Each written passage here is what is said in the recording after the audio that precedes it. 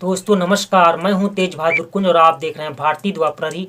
मुश्किल नहीं मुल्क में जनसंख्या नियंत्रण। जी हां, सरकार, लोग एवं नीतियों के दृष्टिकोण में देश में बेतहाशा जनसंख्या में वृद्धि होना देश के विकास के लिए बहुत बड़ा रोड़ा है और इस रोड़ा को हटाने के लिए सरकार नीतियों एवं नियमों को अपना करके देश की जनसंख्या को वह काबू में करना चाहती है तथा साथ ही साथ वह ऐसा देश में रोड मैप विकसित करना चाहती है जिससे लोगों एवं संसाधनों के बीच बेहतर संतुलन बना रहे तथा शीघ्र ही देश एक बेहतर विकसित देशों की श्रेणी में खड़ा हो जाए।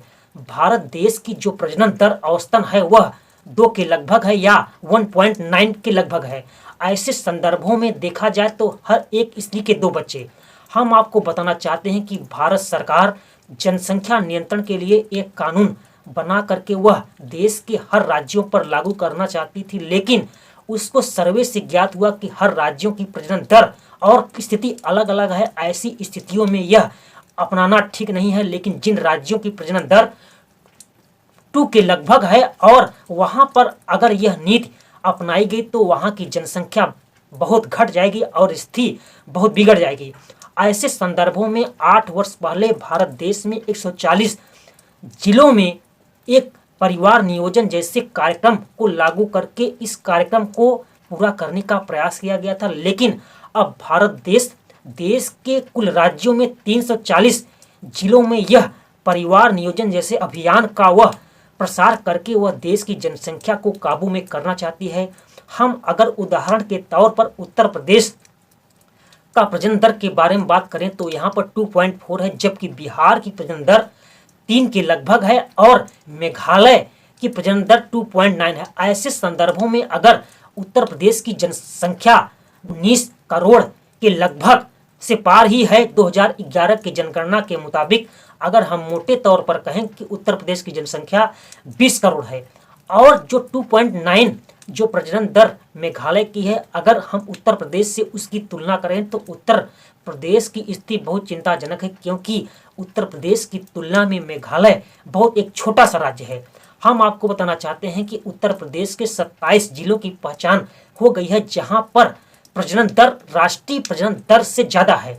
ऐसे संदर्भों में 7 जिले ऐसे हैं जहां पर प्रजनन दर 3 से पार है और ऐसे 7 जिले हैं जहां पर प्रजनन दर 2.5 है और ऐसे 13 जिले हैं जहां पर प्रजनन दर वहां पर 2 पॉइंट से ज्यादा है। ऐसे संदर्भों में अब बहराइच, श्री बस्ती और बलरामपुर जहां पर प्रजनन दर 3.5 से पार है, ऐसे जिलों में अब यह परिवार नियोजन जैसी स्थिति को अपना करके देश के हर राज्यों के जिलों में यह नीति अपना करके देश जनसंख्या नियंत्रण करना चाहता है। हम आपको बताना चाहते हैं कि अगर देश में यह प्रजनन दर 2 पॉइंट के करीब आ गई तो इससे देश में एक संतुलन संसाधनों एवं लोगों के बीच में बना रहेगा और देश निश्चित ही विकसित श्रेणी में खड़ा हो जाएगा। एक पॉपुलेशन सर्वे ऑफ इंडिया के मुताबिक अगर देश में विस्फोटक जनसंख्या की स्थिति तब होती है जब वहां पर जनसंख्या वृद्धि ज्यादा हो और प्रजनन दर लगभग 4 से पार हो, तो वहां पर विस्फोटक जनसंख्या की स्थिति आ जाती है। 2 दशक पहले उत्तर प्रदेश में प्रजनन दर 4 के पार थी। ऐसे संदर्भों में अब लेकिन वर्तमान में अब वह 2.1 के करीब आने वाली है। ऐसे संदर्भों में देश के हर राज्यों में यह कार्यक्रम संचालित किया जा रहा है, नहीं तो अगर यह नीति अपनाई नहीं गई तो देश में जनसंख्या एवं संसाधनों के बीच असंतुलन पैदा हो जाएगा। और अगर सरकार की एक ही नीति को अपना करके हर राज्यों में लागू करेंगे तो राज्य की स्थिति अलग अलग है और राज्यों को यह एक ग्राउंड लेवल पर विकसित करने में बहुत बड़ी कठिनाइयों का सामना करना पड़ सकता है और वहां की जनसंख्या राष्ट्रीय प्रजनन दर से भी कम आ सकती है और असंतुलन की स्थिति पैदा हो जाएगी।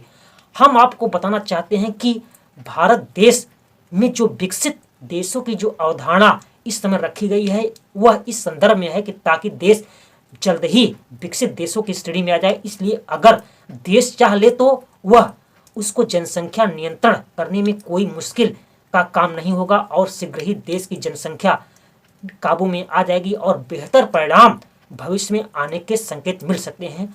बहुत इस प्रकार के वीडियो को प्राप्त करने के लिए आप हमारे चैनल को सब्सक्राइब करिए। हम आपके द्वार तक ऐसी हर खबर को लाते रहेंगे जो देश को और आप लोगों को एक नया संदेश देती रहेगी। बहुत बहुत शुक्रिया। जय हिंद, जय भारत।